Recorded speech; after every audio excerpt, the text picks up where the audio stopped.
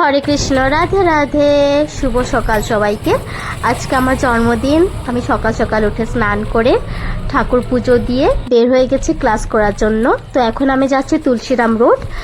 ওখানে আমার একটা ক্লাস আছে, তো ওখানে ক্লাস করাতে যাচ্ছি। সো আমি চলে আসলাম ক্লাস করাতে। তো স্টুডেন্ট এখনো আসেনি, তার জন্য আমি বসে আছি, বসে অপেক্ষা করছি। তারপর ক্লাস শেষ করার পরে বেরিয়ে পড়লাম। তো যে বাড়িতে আমি ক্লাস করাতে গিয়েছিলাম সেই বাড়িতে ভাবি আমাকে কেক একটা গিফট করলো, বার্থডে কেক। আমার বার্থডে আজকে শুনে তো আমাকে একটা খুব সুন্দর একটা বার্থডে কেক গিফট করলো। তো এখন আমি চলে যাচ্ছি এখান থেকে ডাইরেক্ট স্কন মন্দিরে।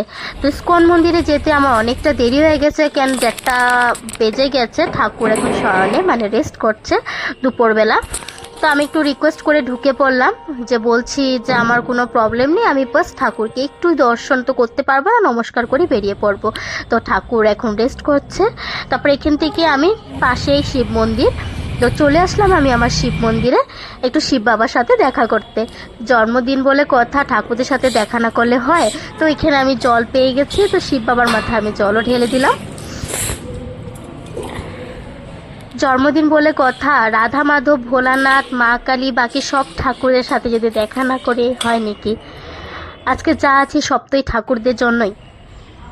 তো আমার ফেভারিট পার্সনদের সাথে আমার সকাল সকাল দেখা হচ্ছে। সকাল বলতে কি দুপুর হয়ে গেছে বললামই।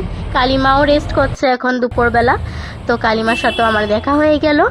মন্দিরে এসে আমি দর্শন করে নিলাম, বিকেলবেলা যদি না পারি। তো এখানে আমি শেষ করলাম আমার প্রথম বার্থডে ব্লগ।